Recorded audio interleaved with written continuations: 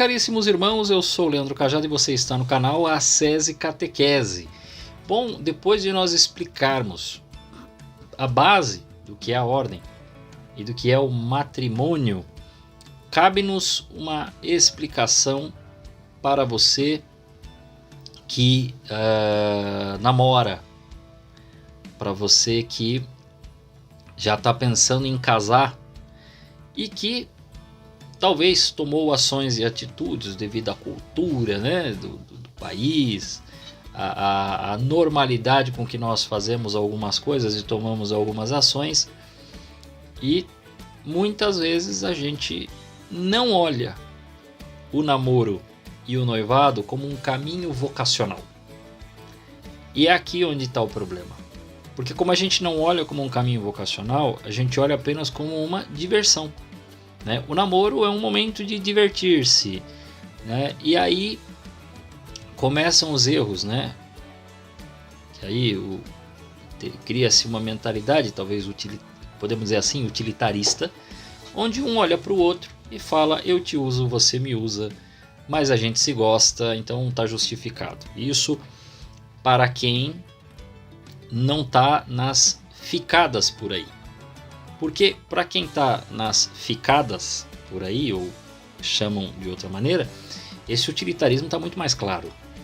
Né? Quem se cadastra num site de relacionamento amoroso apenas para uma saída com uma pessoa já decretou a si mesmo, né? E a mim me parece surpreendente esse tipo de postura de homens e mulheres, porque em tempos onde se critica tanto a tal da objetificação do ser humano, que o ser humano não é coisa, porque a mulher não pode ser um objeto, porque o homem não pode ser um objeto, e a gente não pode...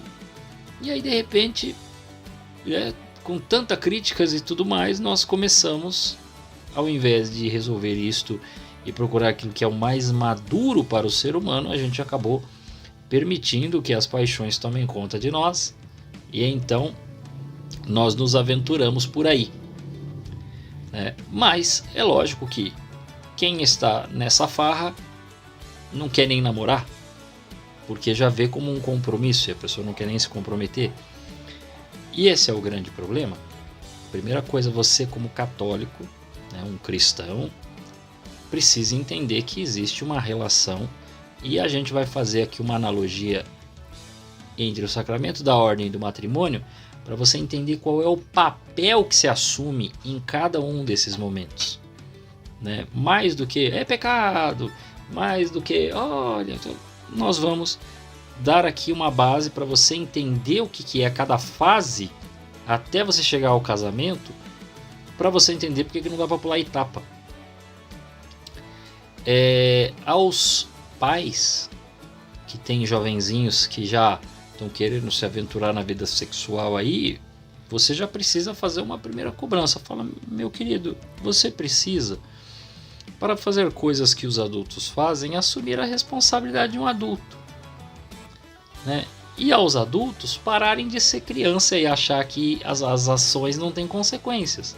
Porque quando você era criança, ok, papai e mamãe assumiam a bronca das traquinagens que você fazia.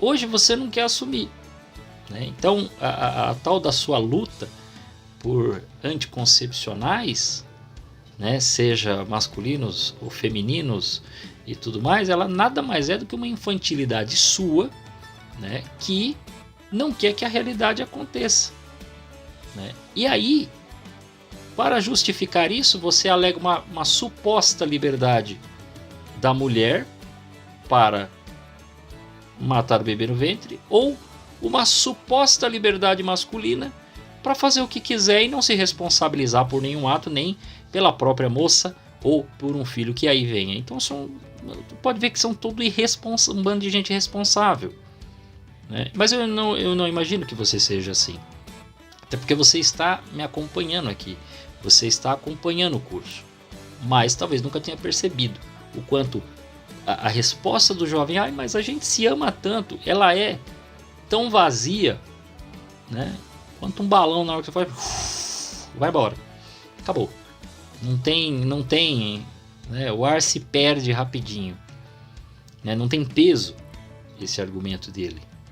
Por quê? Porque não tem responsabilidade, não tem intenção de sacrifício, né? Só tem uma intenção de prazer.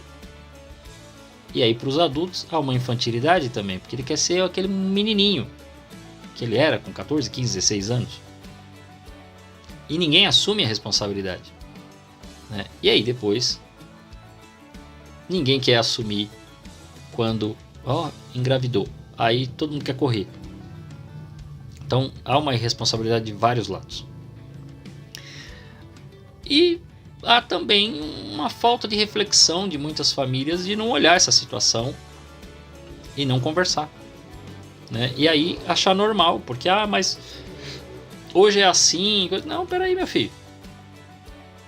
Não mudou nada, continua sendo pecado gravíssimo, continua se cometendo pecado contra o sexto mandamento, né?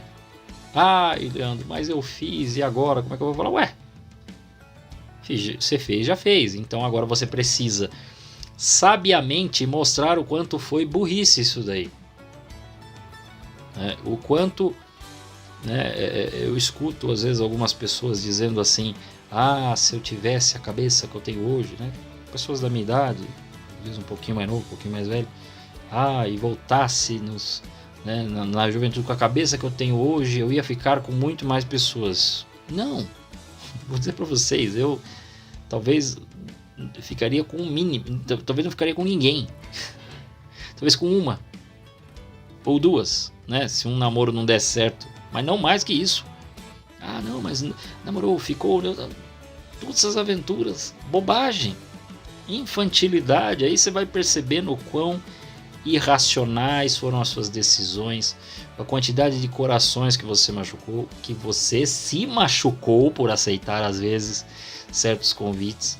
Então, será que você não consegue, você adulto, fazer uma reflexão e ver que foi uma bobagem que você fez na vida? De vários modos, e que você machucou muitas pessoas, ou se machucou muito diante desses relacionamentos que já eram fracassados porque você não queria nada com nada? Será que não dá para pensar isso? Dá. E por isso nós vamos fazer essa analogia.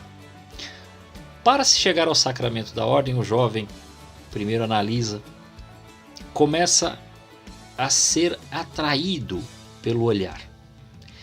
Ele vê na celebração eucarística, alguns até passam a se aproximar um pouco mais do altar, se tornam acólitos, e vem o sacerdote com toda aquela veste sacerdotal, a casula, a estola, a túnica, né? O cordão, que agora eu esqueci o nome, e tudo aquilo, e vê ele com as peças e todas as alfaias e os panos e as imagens. Ele olha toda a igreja, ele vê o jeito que o padre procede no altar, junto à âmbula, junto ao cálice, junto à hóstia maior, né? Vê ele com o turíbulo, e aí os que são acólitos sabem também mexer o turíbulo e acham aquilo muito bonito.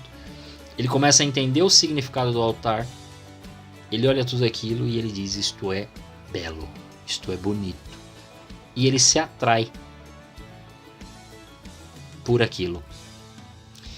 Ele começa a se apaixonar por aquele negócio, a olhar aquele movimento, a olhar aquelas coisas. E ele acha tudo aquilo muito bonito. Ele se atrai a princípio pelo olhar. Depois ele quer entender aquilo mais profundamente para entender o significado de tudo aquilo. E aí chega um momento que ele fala: eu acho que é isso que eu quero. Ele começa a ter contato, né, com o padre, e depois propriamente com os padres responsáveis pelo seminário, os reitores, e faz o que nós chamamos de encontros vocacionais. Então ele tem essa saída de sua casa, vai até o local e vai fazendo o encontro vocacional. Ao conhecer, ele realmente diz: isto é para mim, e entra para o seminário.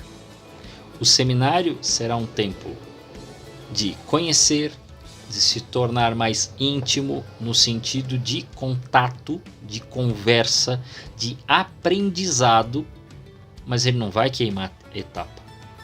Nunca o seminarista irá celebrar missa.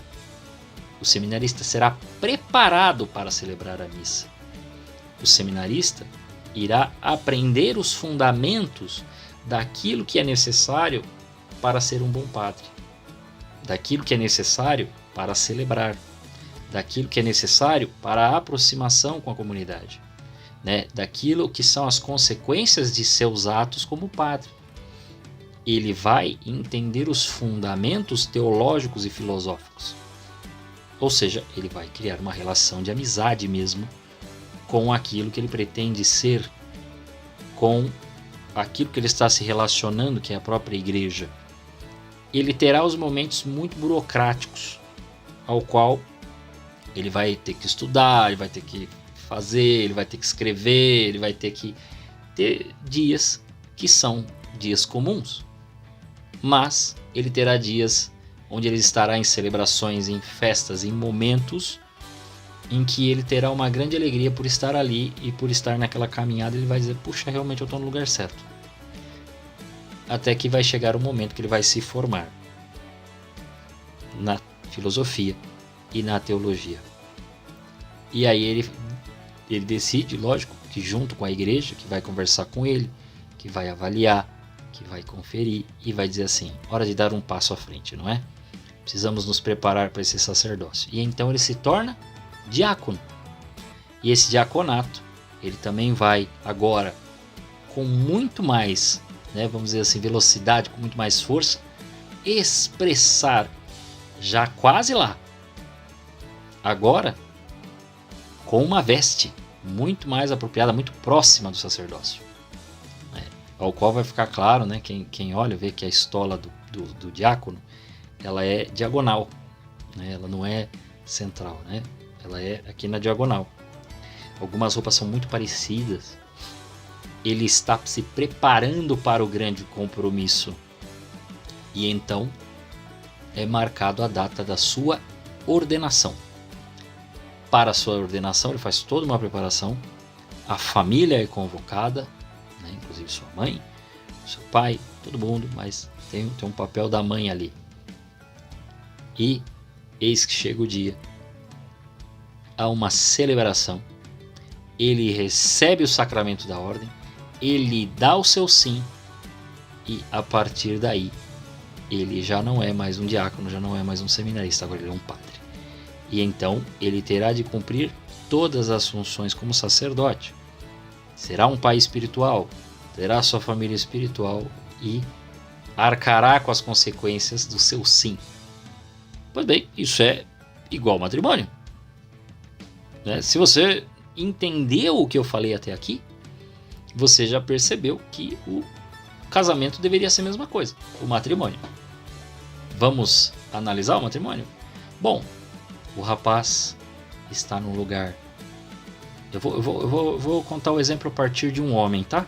Só para você entender, já que seminaristas são homens, padres são homens, eu vou contar a partir de um homem. Mas você, menina, entenda aí a partir de você, porque também este olhar é idêntico. Para o matrimônio, o olhar é o mesmo. Por quê? Porque a primeira coisa que acontece é que você estará num local, você vai ver uma pessoa e vai lhe atrair os olhos.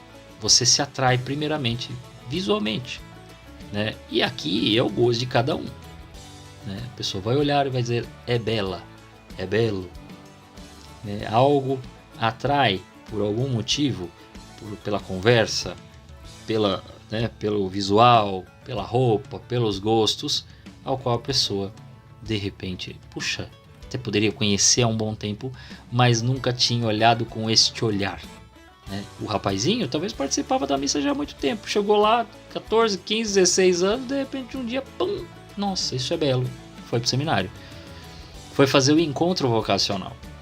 O que esses jovens começam a fazer?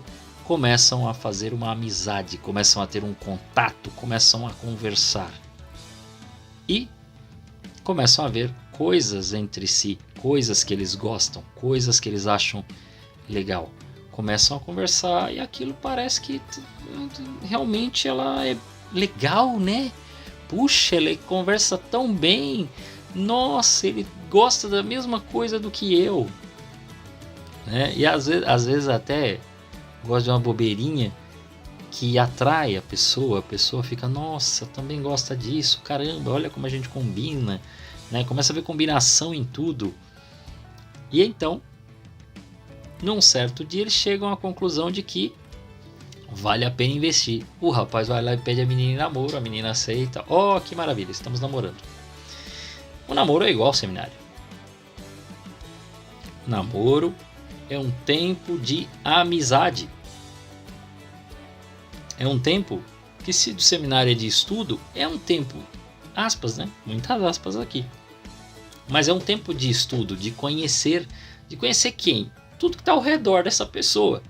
Né? Porque essa pessoa que você está namorando ou que você pediu em namoro tem uma família, deve ter irmão, pode ter pai, mãe, outros parentes. Então esta é a hora de conhecer as famílias, de se fazer amizade, de se estabelecer contatos e inclusive de fazer as coisas chatas. Por quê? Porque tem dia que essa pessoa pode estar, sei lá, meio doente, precisa ir no médico, precisa fazer um exame, aí vai lá, acompanha a pessoa no exame, vai lá, né? Vamos lá no exame, aí a pessoa vai fazer um exame de sangue, acorda cedo, você vai lá, encontra a pessoa, vai lá, preciso ir no banco, vai no banco, né? Então tem aquelas coisas burocráticas, chatas que tem que fazer. Às vezes um dos dois não tem ou o pai ou a mãe, aí tem que ajudar lá no mercado, vai e ajuda. E vai conhecendo essas coisas, vai conhecendo inclusive coisas em comum, para saber se os dois, como é que eles lidam com o dinheiro, como é que eles lidam em casa, se um faz bem as atividades de casa, como é que o outro faz, o outro ajuda, o outro é assim, o outro é assado, quem que cozinha, quem que cozinha. É importante saber essas coisas, né? Como é o humor de cada um e o quanto isso me aproxima ou me incomoda, de conhecer estas particularidades, até para, peraí, ele parecia assim, mas não é assim, né? Para que a gente não crie, isso é importantíssimo, entendeu? Os padres não chegam desavisados ao sacerdócio. Eu e você podemos ter uma visão romanceada do negócio, porque a gente vê aquela beleza do altar, né? A gente olha lá o altar bonito, o padre falando, mas o padre, no dia a dia, isto não é romântico, tá? Até para ele celebrar, perde um pouco o romantismo. Ele não perde a piedade, ele não pode perder o amor, ele não pode perder o objetivo, mas perde aquele romancezinho, as borboletas do estômago, da grande alegria, isso aí passa. Assim como daquela paixão inicial do namoro, vai passando o tempo, passa. E é importantíssimo que ela passe, para ela dar uma maturidade ao casal, que agora já começa a se conhecer melhor e começa a ver se essa pessoa realmente é a pessoa. Opa, parece que é. É isso mesmo. Então, começamos a nos conhecer, já começa a saber que você não é feliz todo dia, que essas moças naquele dia fica terrível, que esses rapazes têm dia de ser ranzinza, de ser chato, ou que tem alguma mania, ou tem algum hobby que eu não gosto, e acontece. Então estas coisas precisam, para que eu não crie um personagem que não existe. Sei lá, a pessoa olha para mim e me vê aqui no canal, vai falar, porque ele deve ser assim o dia todo.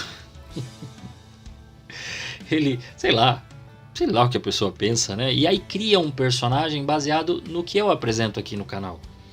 Mas eu faço milhões de outras coisas. Eu trabalho, eu tenho minha família, eu saio para comer, tomar café e fazer outras coisas, né?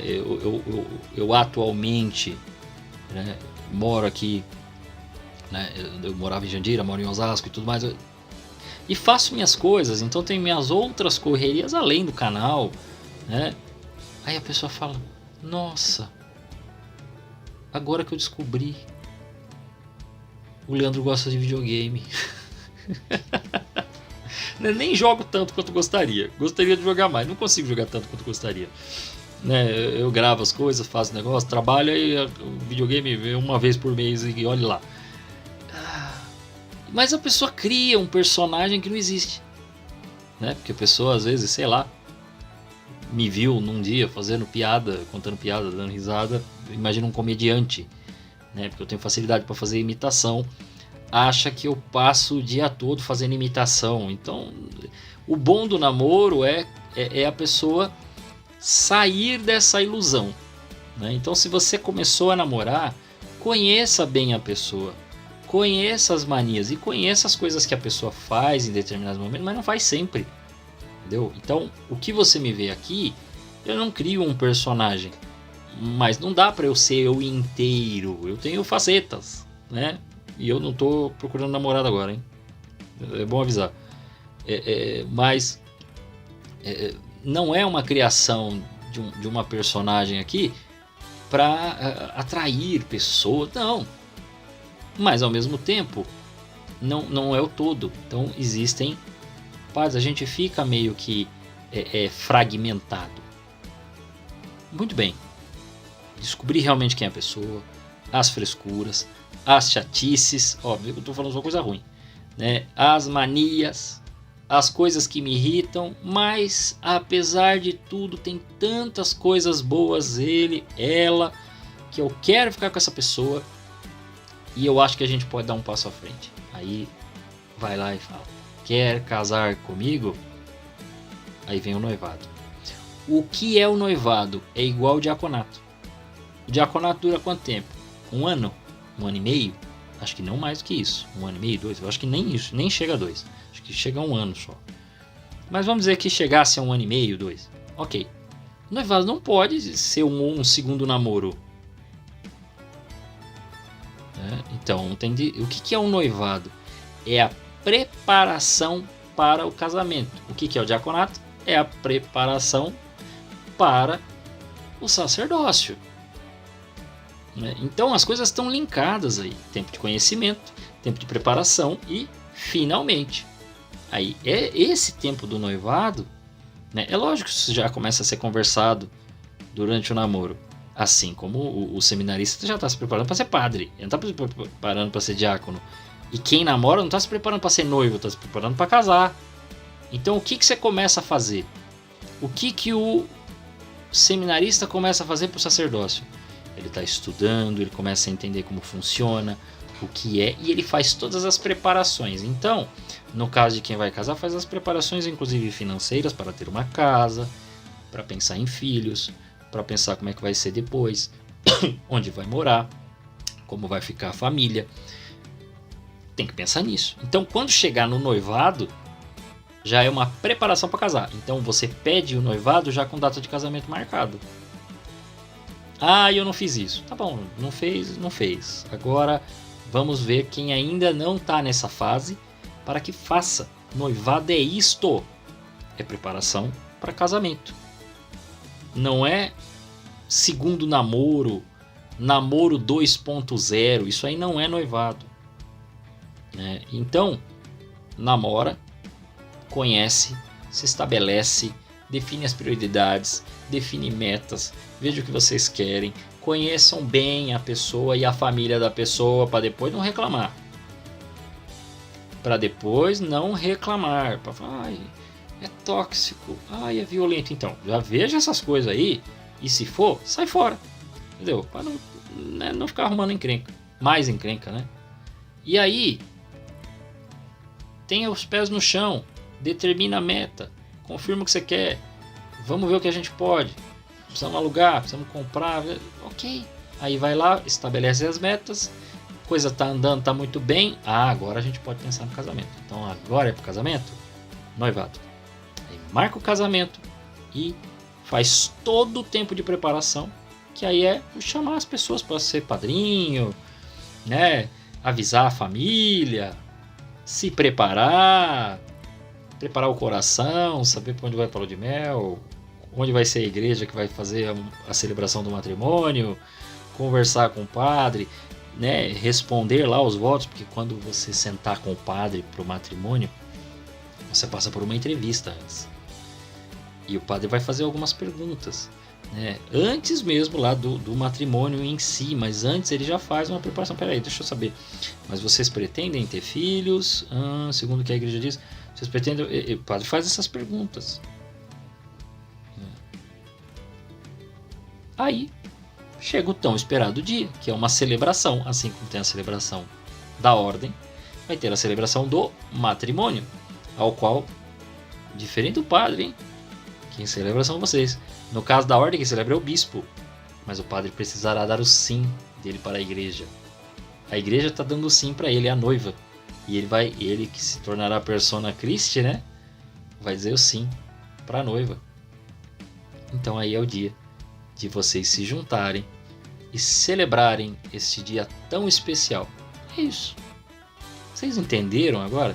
Poderia um seminarista, gente, celebrar missa? Não. Então por que tu quer já ter relação com a tua namorada? Mas o que tem a ver? Ué, essa é a tua celebração espiritual, meu velho. O que é que pode acontecer de uma relação sexual? Um filho, né? Pode nascer um bebê, não é? E aí, eu até não comentei, né, da questão do matrimônio, mas assim, o matrimônio tem duas naturezas, uma unitiva e uma procriativa. A primeira, amor dos esposos. Segundo, fazer filhos. Essas duas naturezas, elas não estão separadas. Elas precisam vir juntas. Então, quer dizer, você tem o amor pela pessoa, então você se uniu. Opa, unimos, casamento. Segundo, procriação, estar aberto à vida. E ponto final. Não tem outra coisa. Agora, se eu tô queimando etapa, eu tô como se eu fosse um seminarista querendo celebrar a missa. Aí as pessoas acabam tendo relação e aí ficam tentando evitar filhos.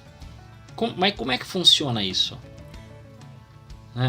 Ou seja, se um seminarista celebrasse uma missa, essa missa é nula.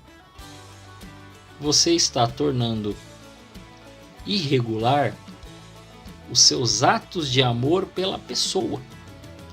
E por isso é um egoísmo. Ah, mas foi de comum acordo. Então, são dois egoístas. Entendeu? Você é um egoísta e ela também. É neste ponto onde está o problema. E talvez aqui é onde mais dói para a galera. Ordem é só para homens. Matrimônio só existe entre um homem e uma mulher, sem interferência de outros casais, sem a coisa de homem, homem, mulher, mulher. Não tem como. Por quê? Porque talvez você tenha a unitiva. Porque quem é que vai julgar se tem amor entre as pessoas? Não tem como. Mas não tem a procriativa. E para se ter um matrimônio você precisa ter as duas coisas, unitiva e procriativa. Eu espero que você tenha entendido agora, porque você, jovenzinho de 14 anos, não ama coisa nenhuma. E se amasse, você aguardaria. Não por um moralismo bobo, mas é porque isso tem uma função física, material e também espiritual. Bom, não é só uma troca de fluidos, mas sim uma ação onde você age, ela age e Deus age também. Por isso que podem nascer bebês, porque é uma alma que é colocada, né, naquela junção do óvulo e do espermatozoide, que gera um embrião que já é a vida. Porque Deus colocou também a alma. E que não faz sentido nenhum aquele papo de mas não é uma vida. Ué, peraí, vai nascer o quê? Uma planta? Não, nasce um ser humano. Então é isso. A todos vocês, que Deus os guarde.